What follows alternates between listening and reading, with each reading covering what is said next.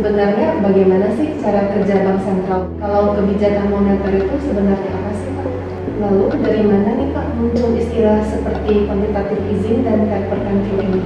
Kira-kira kapan nih tapering itu akan terjadi?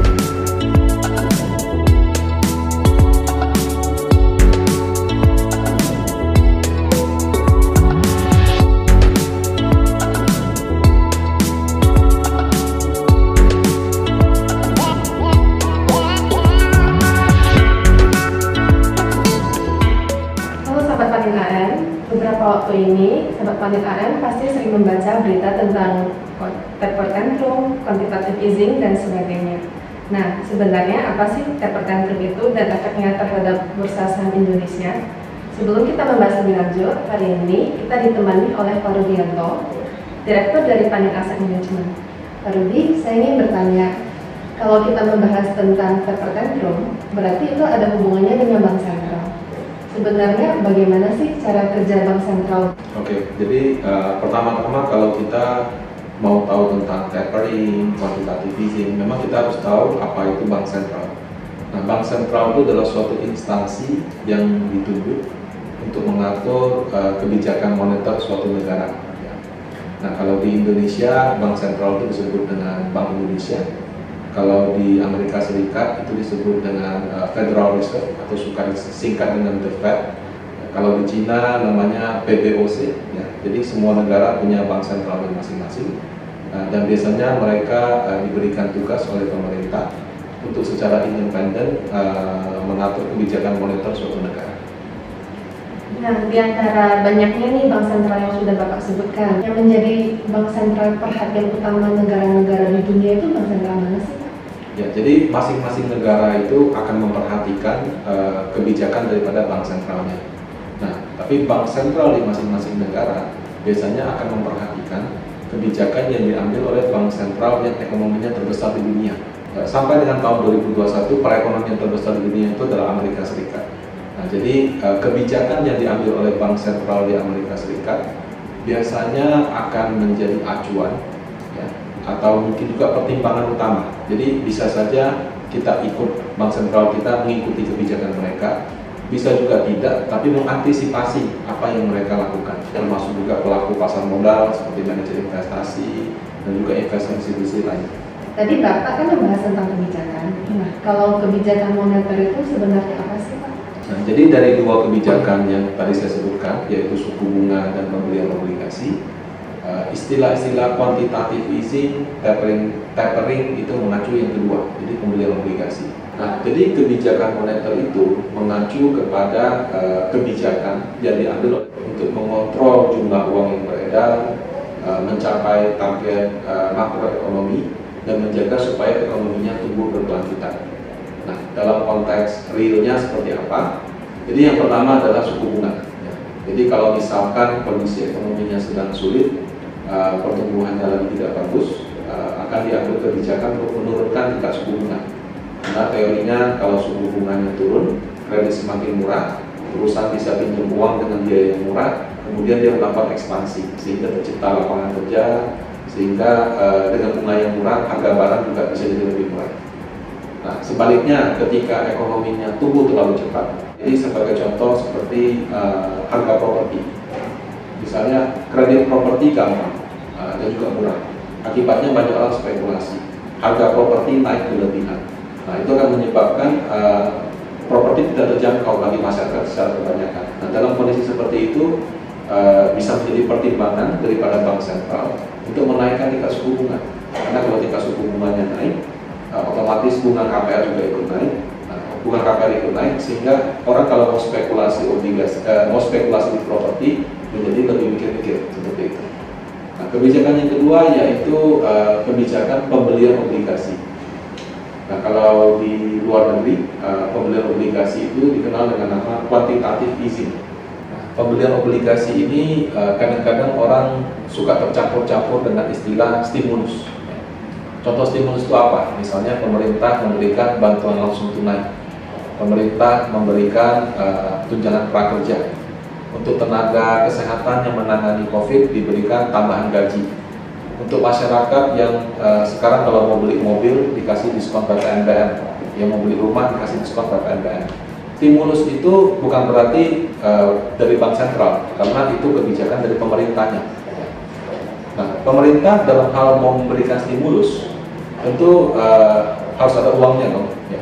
Uangnya bisa mereka dapat daripada pendapatan pajak yang dia terima, bisa juga dia dapatnya dengan cara kalau misalkan tidak cukup, ya dia terpaksa harus menerbitkan obligasi. Ya. Karena stimulus-stimulus itu adalah belanja, pajak itu adalah pendapatan. Jadi kalau misalnya lebih besar belanja daripada pendapatan, maka selisihnya disebut dengan defisit. Nah, untuk menutupi defisit tersebut, pemerintah menerbitkan obligasi. Obligasi yang diterbitkan pemerintah biasanya ditawarkan dulu kepada masyarakat, ditawarkan dulu kepada perbankan, ditawarkan dulu kepada reksadana, kepada asuransi, dana pensiun, dan lain-lain. Dalam kondisi yang tidak normal, ketika situasi ekonomi mungkin terdampak oleh COVID-19, kemudian mungkin pemerintah butuh jumlah uang yang sangat besar, sementara belum tentu dia terbitkan bisa diserap oleh investor misalnya. Nah, itu yang dibeli oleh bank sentral.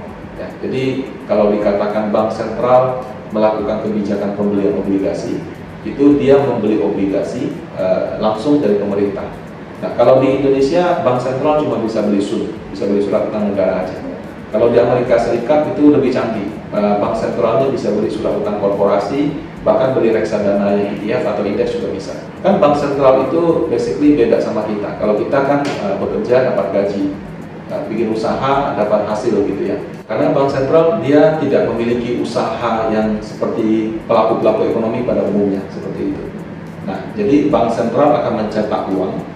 Kemudian uang yang dia cetak tersebut akan dia pinjamkan kepada pemerintah dengan cara membeli obligasinya.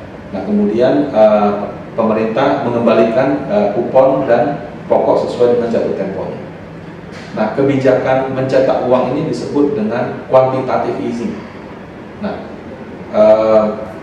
jadi kalau ekonominya sedang sulit, ya, selain menurunkan suku bunga, bank sentral juga bisa mengkombinasikan. Itu dia turunkan suku bunga, kemudian dia menambah pembelian obligasi atau melakukan quantitative easing.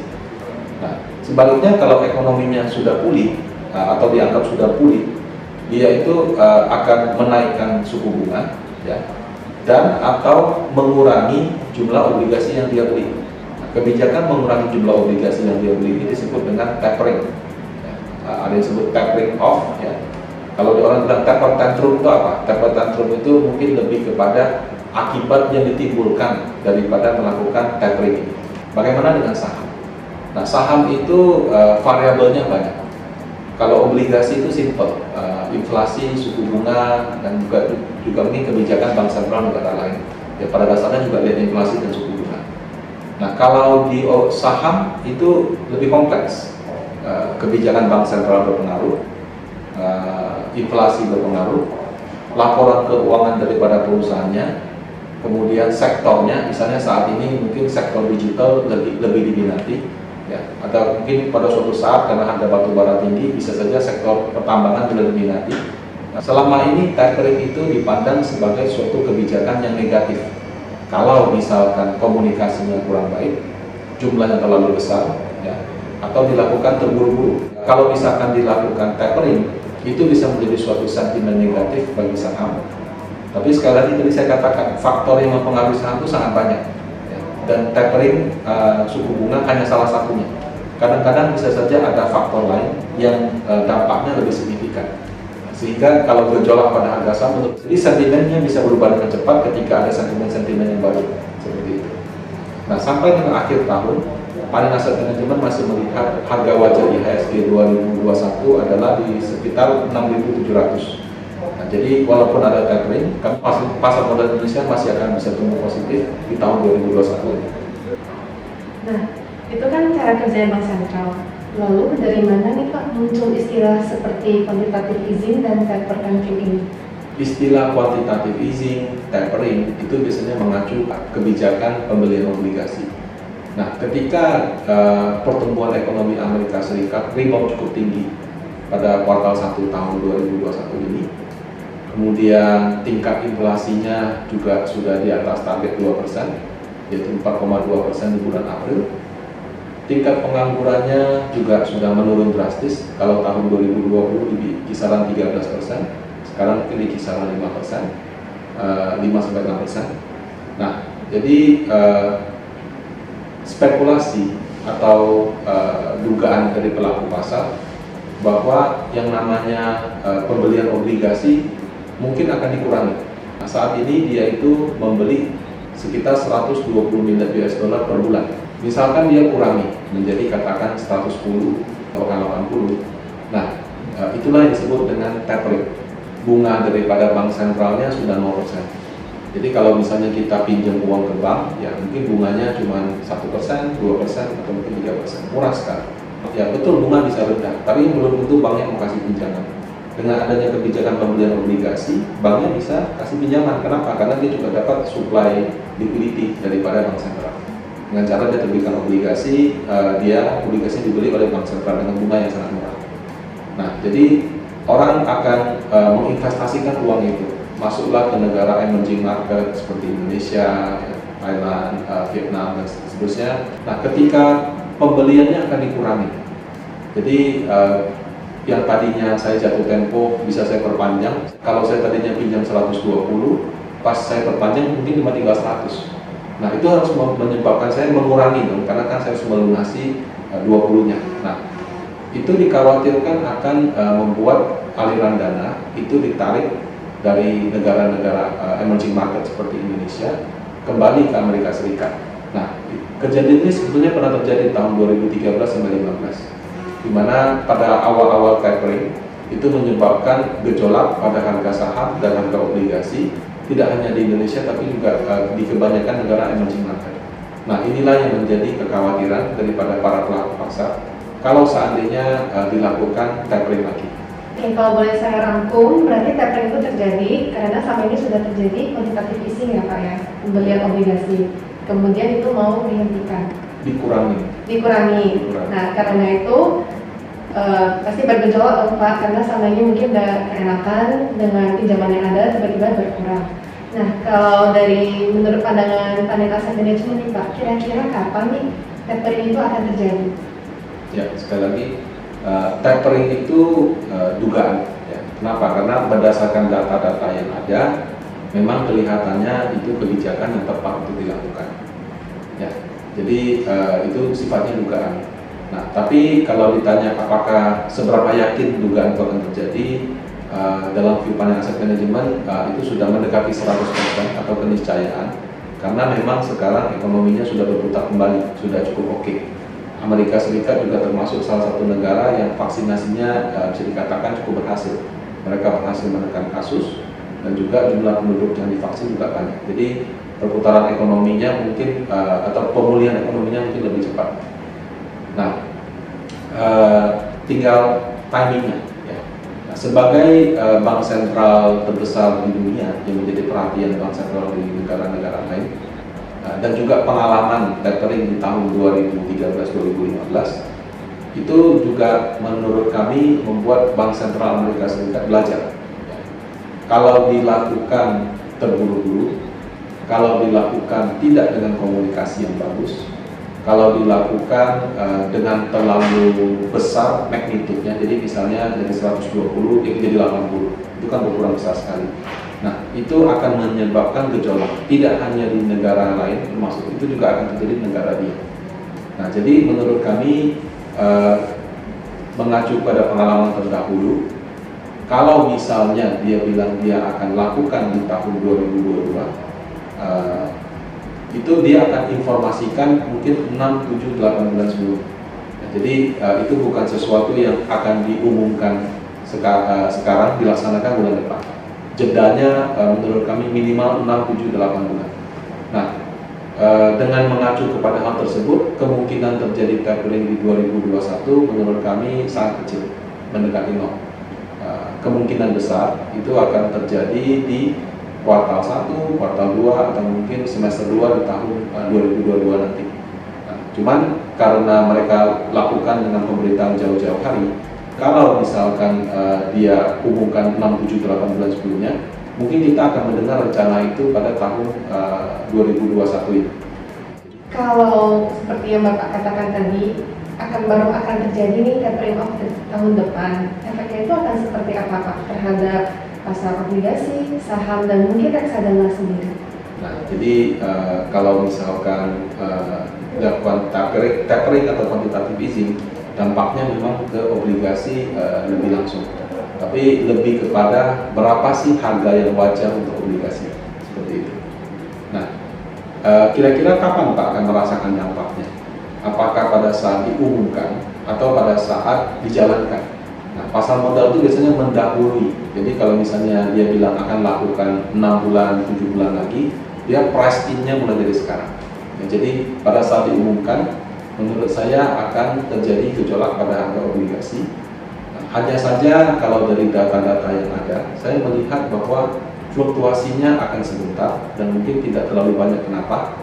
Karena memang saat ini kondisi agak berbeda. Suku bunga bank di deposito itu sangat kecil. Kredit juga belum disalurkan terlalu agresif karena masih ada ekonomi yang belum pulih, gitu ya.